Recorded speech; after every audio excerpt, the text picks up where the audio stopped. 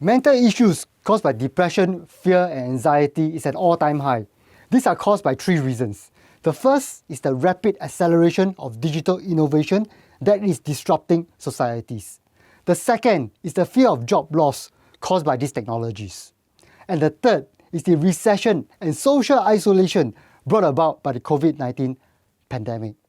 How do we manage these mental states? How do we optimize our lives?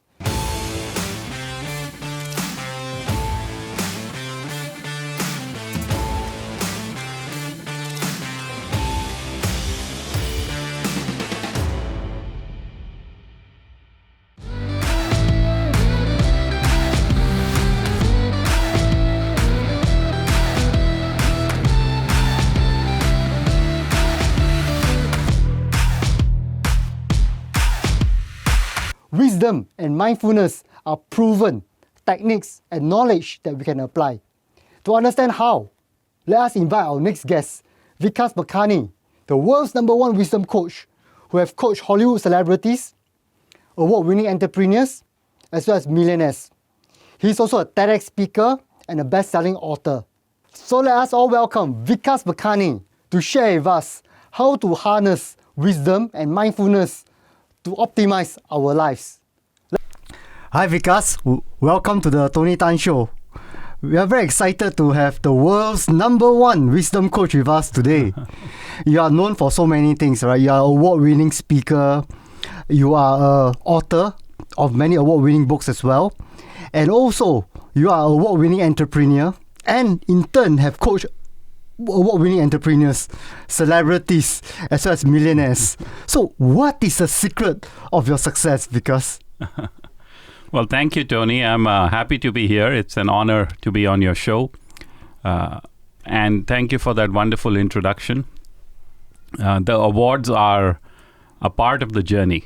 They are never the goal by itself. They are never the destination or the objective. They happen when we do things the right way. So yes, the awards are part of the journey, but the secret behind the awards, why did the awards happen, is I think the fuel for my life. And that secret is that I bring wisdom to everything that I do. I bring wisdom to the coaching I provide, the books I write, the message I share with the world. And when I brought wisdom into my life completely exponentially scaled up. Right? So it wasn't just a matter of scaling, it was exponentially scaling up. So since then, wisdom has been my fuel, wisdom has been my muse, wisdom has been my purpose, wisdom has been my everything. So the secret is wisdom.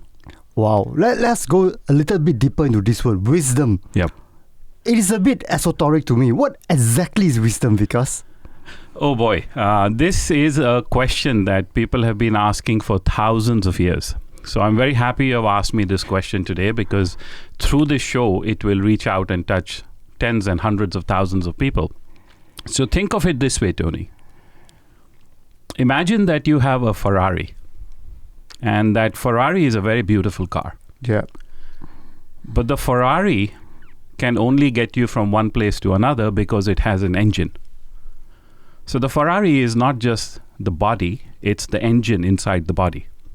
And that's what makes all that sound, and that's what people love. And you've seen how people will stop at a red light and just keep pressing the accelerator to hear the sound. Yeah. It's because of the engine. But the truth is that the engine works because of the fuel inside the engine. So it can be a fantastic, the best in the world engine, but if the fuel inside it is a substandard fuel, then the engine doesn't work, and that beautiful Ferrari cannot move. In our life, what we want to achieve is like the Ferrari's body. Life can get us from A to B, whatever we want that goal to be.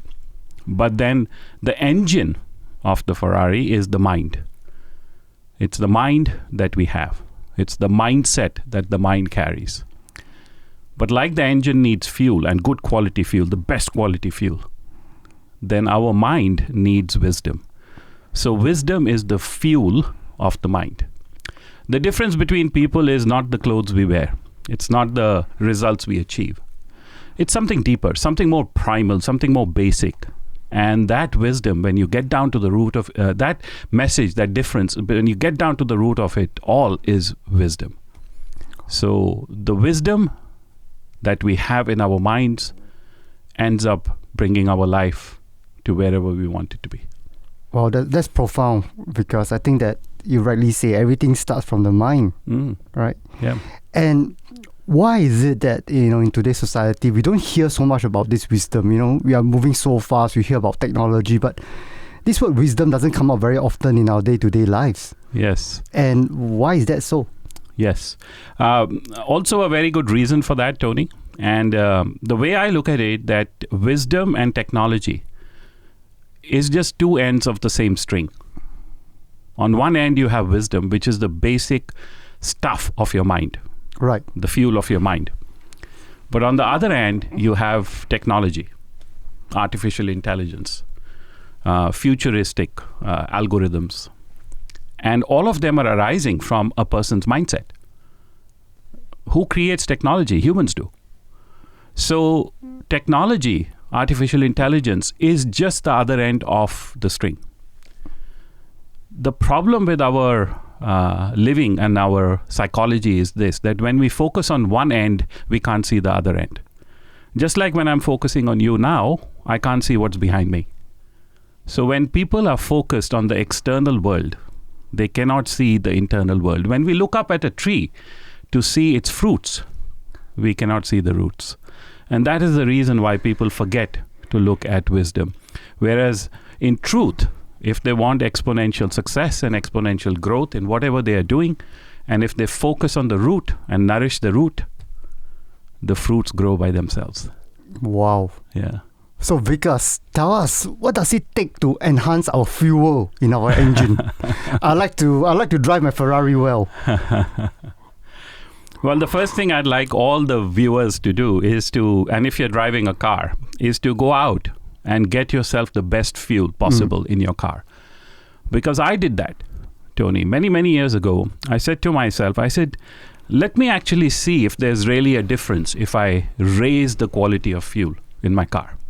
Okay, the car remains the same. What happens if I raise the quality of fuel? So I went to the petrol station and I looked at all the fuels, and they were essentially three different levels. There was the very basic level, which was the cheapest. There was the middle level, which was also priced in the middle. And then there was the premium platinum level, which was like $2 per liter more expensive. And I saw what most people were doing. I sort of stayed back, I parked on the side, and I was watching most people. And everyone who came in went for the cheapest option. I was quite surprised because I saw people driving wonderful cars, premium cars, but then putting in the cheapest fuel. And I thought to myself, I said, this is something that won't get them the best result. But I kept watching. And then I saw that also there was a large number of people who were putting the middle level fuel. Right. And I realized that even at that point of time, I had been putting in the middle level, the middle quality of fuel. Why do we do that? Because that is our safe zone. Right. Being in the middle. Don't stand out and don't be the lowest. Just do what everyone else is doing. Live like a sheep, which is what I call the sheeple mentality. Right? We think we are people, but we are not. We are sheep pretending to be people. That's the sheeple mentality. Just do what everyone else is doing. Take the safe way out. Then I saw some people, and they were coming in and they didn't even think, and they went for the best quality of fuel.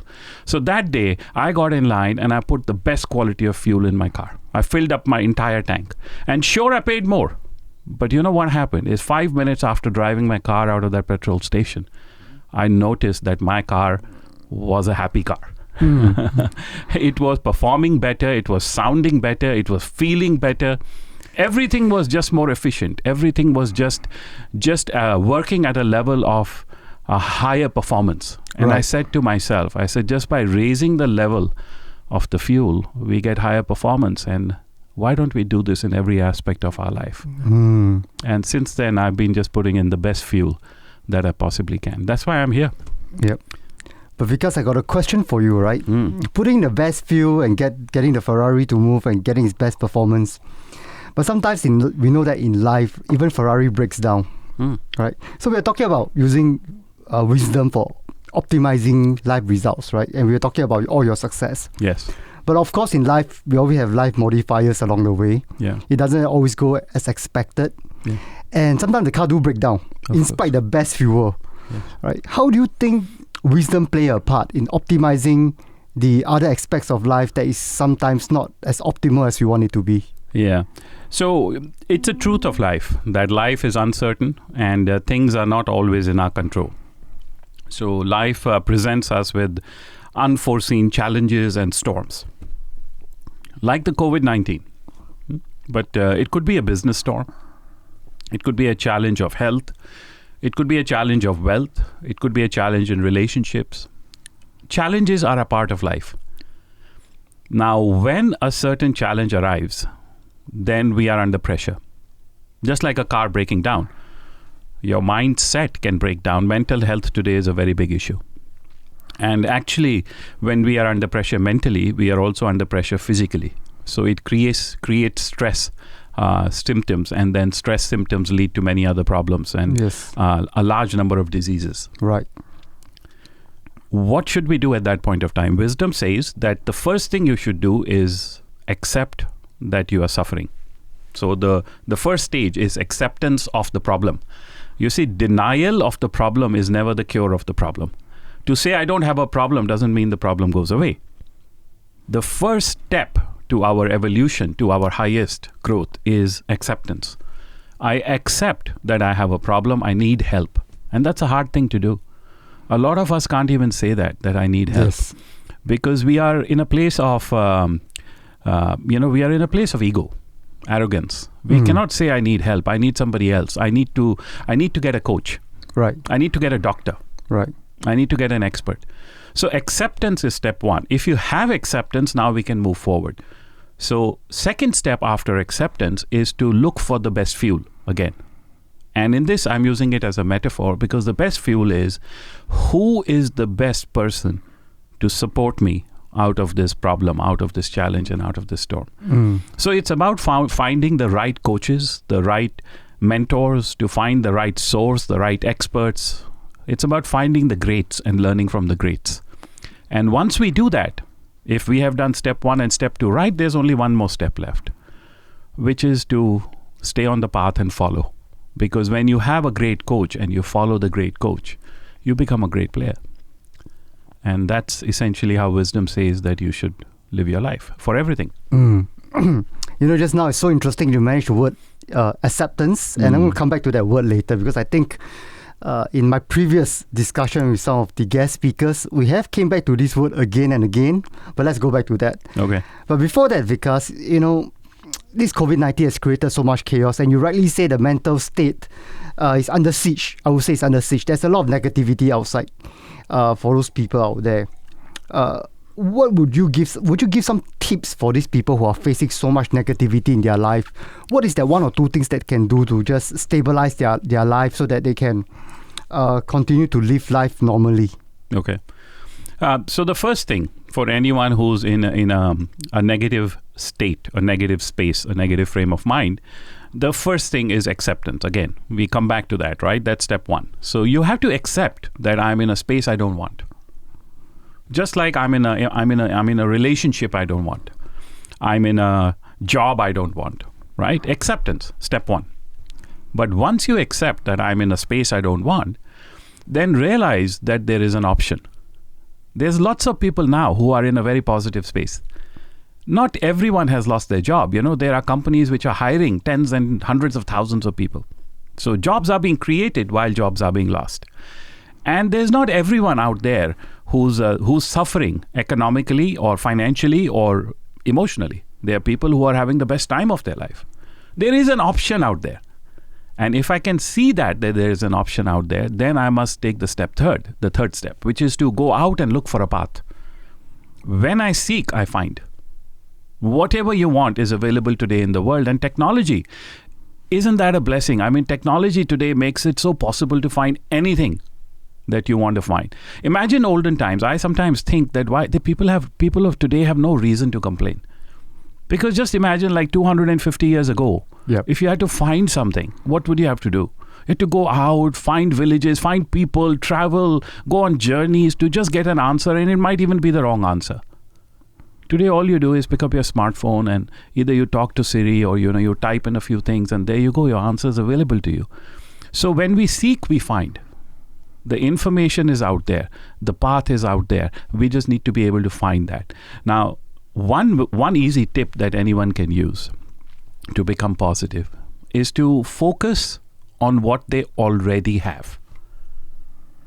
Okay, this is very important, because when we start with a mindset of scarcity or a mindset of negativity, it's very difficult then to increase it or grow it to a positive space. But if we start right, when we take charge of our day and of our mind at the beginning, then it becomes very easy to scale that and grow that. Just like a relationship, if a relationship starts positively, then it's easy to make it into a great marriage, maybe, or a great friendship. But if a relationship starts negatively, it's difficult to turn it around. So start positively at the beginning of your day by simply taking 3 minutes to remind yourself of everything that you have in your life. Now, wisdom is all about accepting reality. Okay? So let me give a specific example here. Let's say I'm a person who's just lost my job. Right. Okay, COVID came, my company let me go, I've been made redundant. But when I wake up in the morning, I can choose the focus of my mind. So either the focus of my mind will be, oh, I don't have a job, I've been let go, I'm useless, I'm worthless, no one wants me. Or I have a choice. I can wake up in the morning and remind myself that I still have a wife who loves me. I still have a family that cares for me. I still have a home to live in. I still have a bed to sleep on. I haven't lost any of my knowledge or my technical skills. I haven't lost anything in my life except the one job I had. And the job was only a part of my life, not the whole of my life. I think people forget. They lose one thing and they think the life is gone. Wow, yeah. But a job is just one part of your life. Yes. So why get so disturbed about it? Why get so shaken up about it? And you know what? It might even be, wisdom says that sometimes when a door closes, an entire highway opens up. So when you lose your job, it might just be the opportunity for you to start the new startup, which then in 2 years later becomes another unicorn and you become a billionaire. Now, wouldn't that be great? But it all starts with how you think today. Oh, because just in that few sentences, there's some very profound advice there, right? I think we sometimes underestimate the power of choice. Really, most of us do. We fail to realize choice is a powerful thing. Yeah. And sometimes we don't come from a place of gratitude, as you likely say. And sometimes we also don't have the wisdom to make the correct decision and we judge things, right? And I think that if we just able to apply some of these things that you have mentioned, I think life transforms. Yeah. Immediately you are in a different state of mind. Absolutely, Tony. You know, the greatest gift all of us have, the greatest gift is not money in the bank. It's not the clothes we wear. It's not the car we drive. It's not the home we live in. It's not the watch we wear. The greatest gift we all have is life itself. And if we cannot appreciate this gift, we will try to substitute it with gifts for the rest of our life, and it'll never be enough. So what we need to do is to stay focused on the essentials. Life itself is the greatest gift. And what should we do with gifts? We should celebrate them. We should enjoy them. So I say to everyone out there listening to us today that the greatest gift of life itself is the fact that you are breathing. And if you're breathing, you have no reason to be negative, because life can change any day, any moment. So if you're breathing, you are blessed to be alive. And never forget that. And that should be the starting point, and then go out and create the life that you want. Wow. I think that's, again, very profound, because to focus on what really truly matters in life. Yeah. And sometimes because our mind is like a monkey, right? Yes. We are going so many directions. And there are research that shows that our minds have up to 160,000 thoughts a day. And we get so distracted sometimes we don't realize that what is truly important to our lives. Yes. And I feel that when you tell us that to focus on life, I think we go back to our base, and from that base we start to explore and expand again from a place of, as you rightly say, positivity. And it's very interesting because all this is so important in today's world, right? When we are having all these toxic thoughts and all this negative news that we see in the newspaper. But we're also seeing another trend that's coming that is very divisive and it's also affecting people.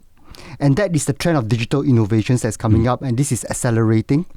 A lot of people have so much fear of how can they coexist with this type of technology, and what makes them human, what makes them unique in this new environment they're getting into. Maybe you can share with us, because you have some perspective into this and how us humans and technology could coexist together. Okay. What an interesting question. Humanity and technology.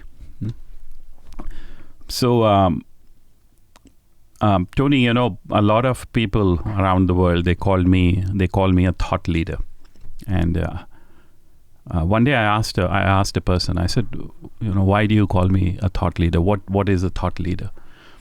And they said, you think different. You have a unique thought. So I apologize in advance if I'm presenting a unique thought to your audience. But this is just how my mind thinks. I believe that humanity has always worked with technology. Not just now, but since we have been on the planet Earth. The types of technology have changed, but we have always had technology as our ally. Let's go back to thousands and thousands of years ago. And you think of a caveman, and that caveman understood how fire works. And that was an evolutionary leap in technology, because now suddenly we had the technology to create fire. That was technology. What is technology if you boil it down to its basics? It's just learning new skills. That's about it. So learning about fire and how fire works is technology. And then we learned that if we cook our food, it's better for our body. We can have more energy. And then there are also, what I call, there's a term for this, which is called precessionary benefits. We learned that if we cook our food, it's easier for the body, we have more energy. But the precessionary benefits was that because of that cooked food, our brain function began to evolve, so that our brain could consume more energy and store it, and therefore the brain started to grow much faster, and humans became the dominant species on Earth. We didn't know that, but it happened because we started to eat the cooked food. So that was another step up in evolutionary technology. Then we understood how metals work. We realized that we can use tools of metal to achieve goals faster, easier, in a shorter time, with less stress and less struggle. So that was another leap in technology. It's all been technology, all throughout the history of mankind. Today, the face of technology is code and algorithms and artificial technology and Siri and all of these different bots that are coming into play, and it's really interesting for me, because humanity has always used technology to grow itself. So the challenge is not the technology. According to me, the challenge of our future is not going to be technology. The challenge of our future is going to be, again, the mentality of humanity. Because if we don't know in what area to focus the technology on, we might as well focus that on a destructive area, and in which case we destroy our life and our lifestyles and perhaps even our entire species. That's what happens in the movies, right? Like Terminator and what's the other one? The Transformers and all of these technologies, right? Space age technologies. Yes. What are your thoughts on it, Tony? I think that's really interesting because and there was one question that I was preparing for you. I think a lot of people is asking, will AI replace jobs? Will AI destroy humanity? And I think at the end of the day, AI is technology itself is just a technology. It's just a tool, right? It's a question of how we use that tool that makes the difference. Yes. And it's so interesting that I'm going to come to the next point, Vikas, about this. But before that, I want to ask you these questions. First, what's your thought about AI destroying humanity? Do you think this is going to happen? Will AI destroy humanity? Listen, Tony. We don't need AI to destroy humanity. We will destroy ourselves. I mean, how can technology destroy us if we utilize it correctly? Imagine, okay, I have a gun. That's technology. I've created something that can shoot or throw a missile from where I am to like 500 meters away. Yeah. That's technology. You know, a gun is an evolution of the bow and arrow, essentially. It's the same thing, right? In a different format. So how can a gun kill me? Because it cannot operate itself. However, I can use the gun to kill me. I can use the gun to kill someone else. So we don't need technology to destroy us. We'll destroy ourselves if we don't have the right mindset. So, you know, my thought on this is that in the future, technology will grow beyond our imagination. And all of that is arising because of the brilliant minds that are working on the new edge of technology and growth, which is all going to be a good thing, unless we don't know in what direction to apply it, unless we have no checks and balances in place. I mean, today, if you look at life of any human being, technology is already a part of our life, isn't it? If you have a smartphone, technology is a part of your life. If you're using email, technology is a part of your life. You have any apps, right? Communication apps like WhatsApp. Technology is part of your life. If you've ever ordered on Amazon, technology, if you've ever used Google, technology is a part of our life. It is. I mean, Amazon knows what I like. Yeah. Isn't that amazing? Sometimes I think Amazon knows me better than my friends. Yes. How come? Because it's the technology. So all of that is good unless we point it in the wrong direction. And then it can become a problem, because also if we have no control over our mindset, then technology can become very addictive. Oh, that's another point I just wanted to bring up. Okay, Mindset. it will become very addictive. So we can get very addicted to technology, which is always like, you know, what's the next thing? What's the next thing? I need another hit. I need another dose. I need another shot of it. And so the problem is not technology. The problem is really managing our mentality. So I have a very nice line for this, which is that mentality is the medicine for technology. Oh, that's a nice line. Yeah. Mentality is the medicine for technology. So if my problem, my ache, my issue is technology, then what's the medicine? The medicine is mentality. Train your mind, and mentality becomes an ally.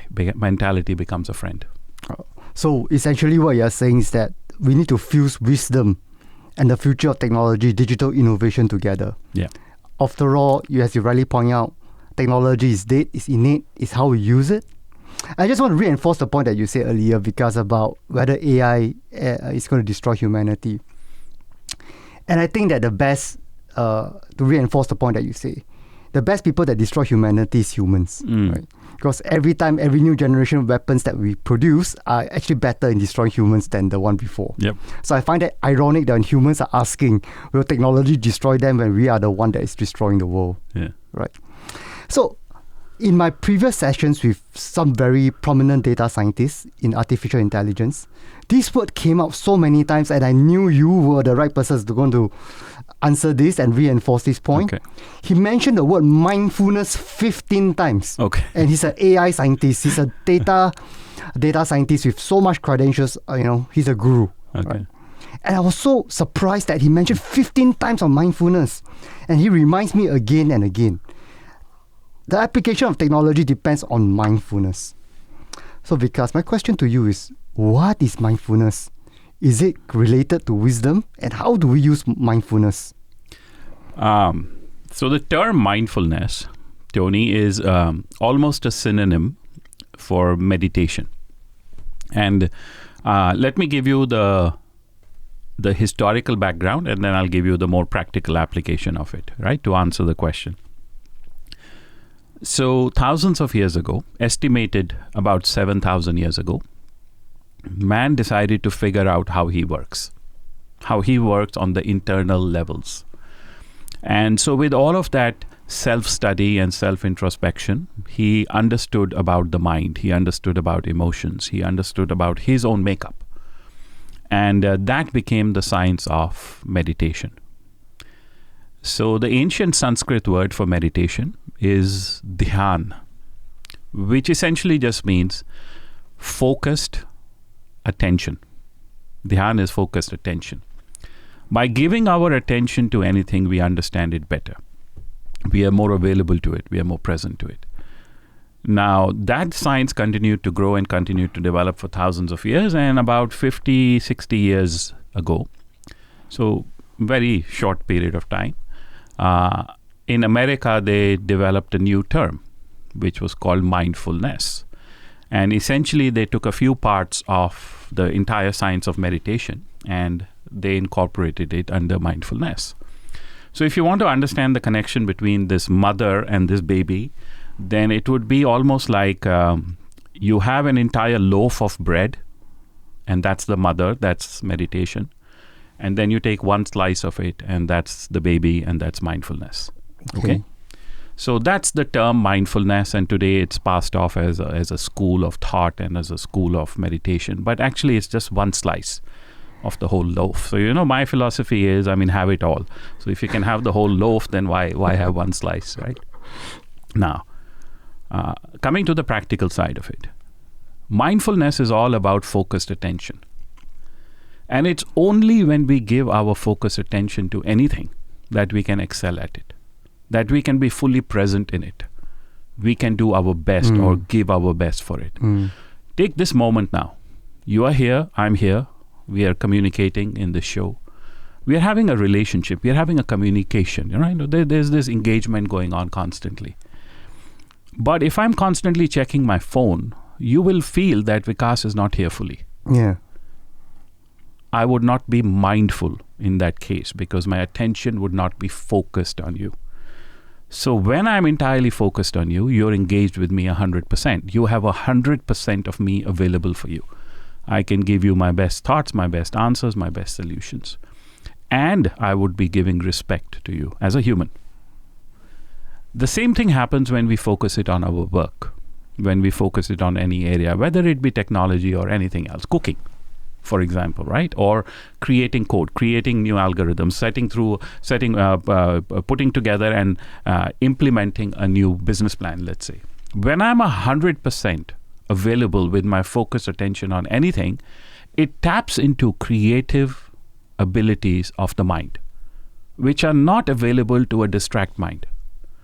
So if I have this multitasking mind, the monkey mind going all over the place, then my mind itself, it doesn't become like a laser.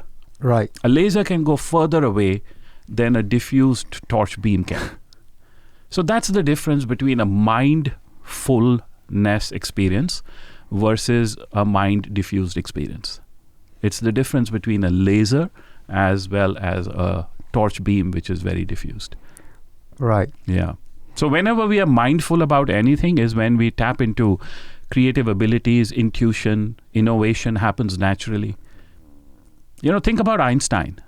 Einstein was very mindful. He was a meditator, according to me. Because when he had a question he couldn't answer, he was just so completely focused on it, he forgot what was happening around him. There are instances of Einstein being left in his office because everybody else left. They asked him 3 times, do you want to leave? Should we lock up? What should we do? And he was just so lost in his thought about answering that question that he didn't even hear them. So in the end, they just stopped asking him. They would just leave. And then, of course, what would happen is that, boom, a eureka moment. Wow. The aha, the wow, I got it. And then new technologies would come into play. So this is so interesting because when the data scientist was talking about mindfulness, he's actually talking about a focus. You need to be very focused on how technology is used. And today we also hear from you the fuel on the Ferrari, right, that fuels the car. And you have this fuel called wisdom, and you just add that mindfulness inside. You potentially then could use technology to the further amplification of human potential. And then the risk of a technology fallout or the risk of using technology for the wrong means becomes far lesser, right? And you're optimizing life as a result, through this infusion or through this fusion of this couple of points that we're talking about. Yes. It's really interesting. And because as a influencer yourself, right, I know that you have graced the stage. You have shared the stage with John Travolta. You have shared the stage with Mel Gibson, and also Steve Wozniak, the co-founder of Apple. Right? I mean, you have been working with all these influencers for a long time. Now, being an influencer, the journey is interesting because you are talking to so many people, and I myself I'll call myself a somewhat of an influencer.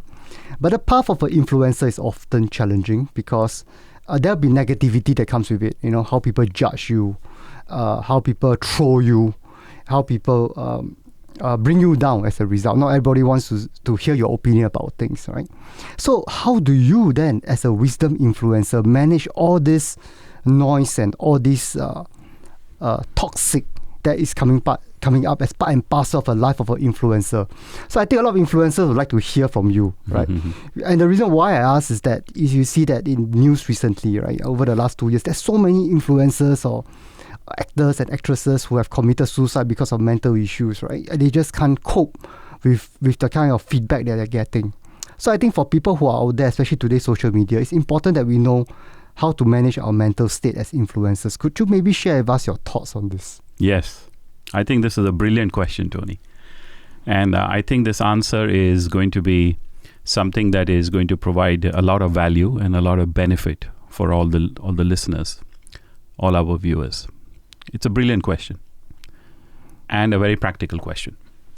People who are becoming successful, who are growing in their influence will obviously face those downturns and those challenges. So here's the thing. Here's the answer. What do we have to do to avoid or to insulate ourselves, protect ourselves, right? To become viral proof, right? To become viral proof against the negativity. We have to be elephants. Elephants? Yes. Okay. We have to become elephants. Right. That's the first part of my answer. There's a second part of it. When you talk to people, there's always tiger or eagles, but this is the first time. We have to be elephants. Okay, so let me explain. Right. How, as an influencer, you will become immune to the negativity around you. So in ancient India, there was a beautiful saying, so powerful that it is more practical now than in ancient India. But the saying was this, that when an elephant is walking down the road, there are a lot of dogs who stand on the side and bark at him. But the elephant doesn't care about the dogs barking, because the elephant has a mission to accomplish, a journey to walk, and a goal in his mind. So the elephant keeps walking and lets the dogs bark. Lesson for all of us is, if you're on a mission, if you know where you're going, you have a journey to walk, a path to walk, there will always be dogs barking. Because dogs hang out on the street. They're not on a mission. And anyone else who comes along on a mission, they bark. Because it actually, this is the truth psychologically, it actually triggers their insecurity. So they bark at those who are being successful. Tony, understand this, that your success highlights the failures of others. I'll repeat this again, it's very powerful. Your success will highlight the failures of others. Oh, that's profound. They bark. So what do we have to do? We have to be elephants. You hear the dogs barking, you just keep walking. The mission is the focus, not the dogs. So be an elephant, my friend. Like Bruce Lee said, be like water. This is the new one. Be an elephant. So also apply But I have a second part. Hold on. The second part is this, because it's a very real problem. I faced it. You will face it if you haven't already. And all influencers, all successful people face it. From Jeff Bezos to Steve Jobs to Steve Wozniak to John Travolta, everyone's faced it. Everyone's faced it. So the first part, be an elephant. And I share this wisdom even with all the celebrities you just mentioned. The second part is understand that anyone who's trying to pull you down is already below you. This is just pure physics. If someone is trying to pull you down, they're standing below you, aren't they? How can they be above you and try to pull you down? Then they'll can raise you up. Someone trying to pull you down is already below you. So let them be. Look up at the people higher than you. Look up at the ones who are sending out or putting out a helping hand to you, rather than the ones who are trying to pull you down. Let the ones below you be where they are. That's their choice. But our choice has to be to rise up. So be an elephant and reach out to the ones above you. Secret of handling all the negativity. Wow. So what you're saying is that be focused, be using the word mindfulness or the loaf, the bread loaf that we're talking about, meditation, to create that focus and find someone that's higher than you. Yes. Maybe even a coach, right, that pulls you up along the way as you accelerate along your life. Yes. Very interesting. Vikas, so I want to ask you this question, that I've been thinking for a while. You have been coaching successful CEOs for so long. And recently I know you have coached a session of 112 billion pounds of assets. 1.2 billion. 1.2 billion, sorry. Yeah. 1.2 billion of assets by this group of CEOs recently, right? Yes. In this digital age, a lot of us is talking about, for the digital leadership, you need to be a digital nomad, you need to have clarity, you need to have empathy. But besides this, we all know, right, we need some of these attributes to succeed in this new world. I'm beginning to think a lot about how about the inner workings, right? How about the wisdom behind leadership? Do you think in today's world with COVID-19 is a big reset for all of us? How will leadership evolve so that we can harness technology well and protect the climate and not go back into the madness that's created all this COVID-19 or climate change in the first place? Yeah. What sort of leadership do you think is needed for the future? Yes. Tony, personally, I feel that we have missed the opportunity of COVID-19. I'll explain what I mean here, right? Because I also deal with people who are on the government levels. I personally feel we have missed the opportunity of COVID-19 because we didn't learn the lessons we needed to learn. We are just thinking of solving the problem rather than questioning, what do I need to learn? Why is it happening? What do I need to change? We are trying to change the problem, the symptom, rather than understanding the cause of the symptom. And let me clarify that a little bit further. You see, what we are trying to do is come up with vaccines and come up with medicine and find a way to go back to what we were before. Let's get back to normal. But I say that would be missing the opportunity. Yes, we develop a vaccine. That's good. That's good. We should try to get back to our lives as much as we can, but not to the economic systems that have created this problem. And let's get down to the root of it all.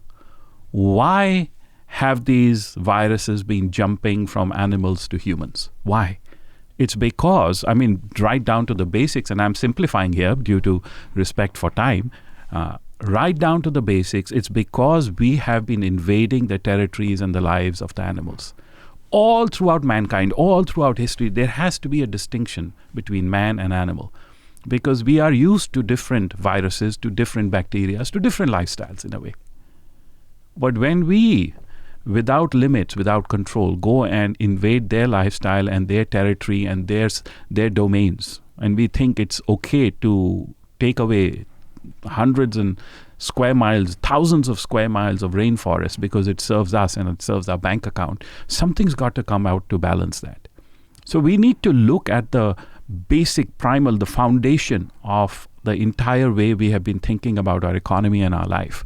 And I feel that opportunity is being missed because we are not looking at that. We are just looking at how can we get a vaccine, stop this and go back to normal. And I can promise you if we do that, now I'm just coming from a whole higher place of wisdom. I can promise you if we just go back and not become better human beings, soon enough something else will come around to give us another jolt.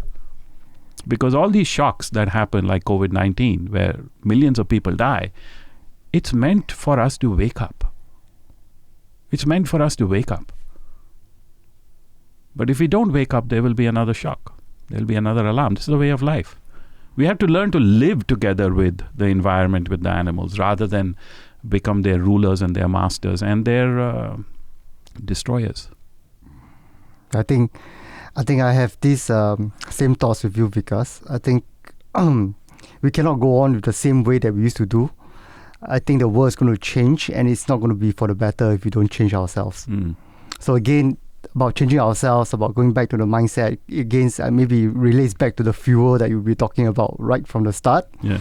And fuel as the optimizer in life. And because there's just so many questions that comes into my mind, and I just wanted to ask you so many things, but I know we are running out of time. And I just want to ask you one question, all right? In this period of COVID-19, what was that one thing that have provided this, that optimized your life through this period? In spite of all the doom and gloom. So, Tony, it's very simple. I keep my external world and my inner world as two separate domains. This is a really important lesson I learned from one of my enlightened teachers. Many, many years ago, I was a young boy learning. I wanted to know the truth of life. And I met this enlightened master, and he taught me this. He said, make sure, Vikas, that the external world does its dance in the external world. Don't let the external world do its dance in your inner world, because then you're sunk, you're lost. I said, what do you mean? I was only young, teenager. So what do you mean? He says, listen, boy, this external world is a world of constant change, and it's out of your control, beyond your control. You can't control anything about the external world. And practically think about it. What can we really control about the external world? Very little. Very little. I mean, you make an investment in a stock, right? You do your research, you make an investment in a stock. You do the best you can. And even after you make that investment, can you control it 100%? You can't. Literally, you can't control anything of your external life or an external person 100%. Let's say, Tony, that you employ someone. You sign a contract, you give them a job description, you say, I will pay you. Now you have an agreement, you have a contract. Can you control them 100%? You can't really. I mean, think about it practically. We really can't control anything about the external world 100%. Can we control the traffic? Can we control the weather? Can we control what tomorrow brings? So he said, this external world is a world of change, and it is out of your control. So it will always dance, change. So let it do its dance in the external world. But if you bring it in your internal world, which means you internalize it, and your internal world now begins to dance, now you're sunk. Yes. Because your internal world, your world of your thoughts, your world of your feelings, that world is in your control. And if you bring that external world into your internal world, you will be out of control. So, Tony, I learned techniques, I learned the wisdom on how to keep that external world and internal world separate.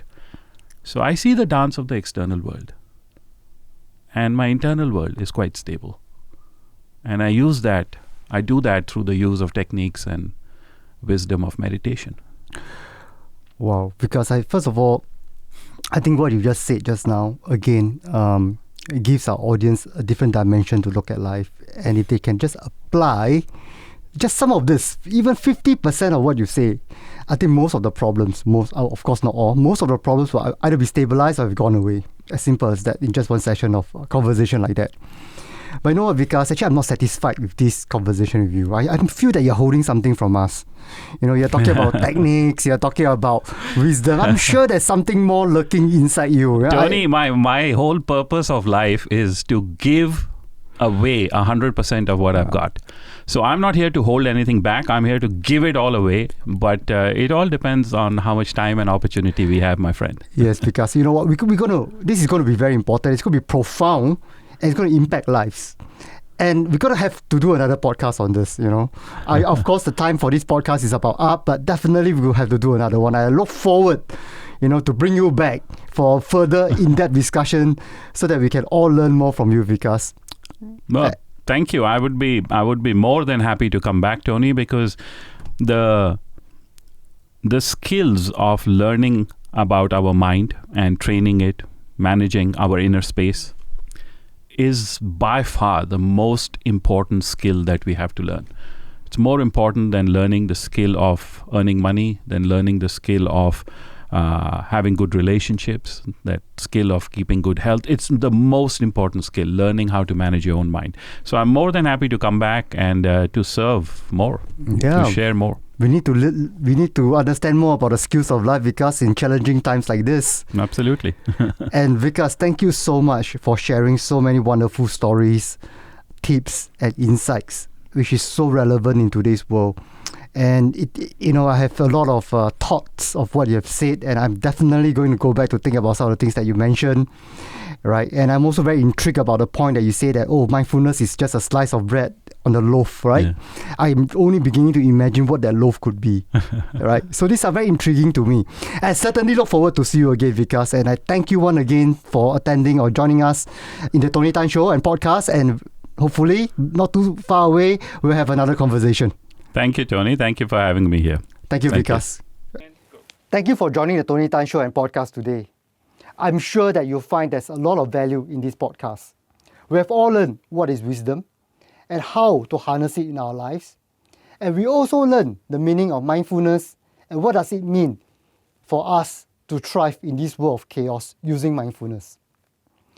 If you find the Tony Tan Show and podcast to be valuable, please to give us a like and subscribe to our channel so that you'll be informed of even more powerful and exciting content coming your way. I look forward to see you soon.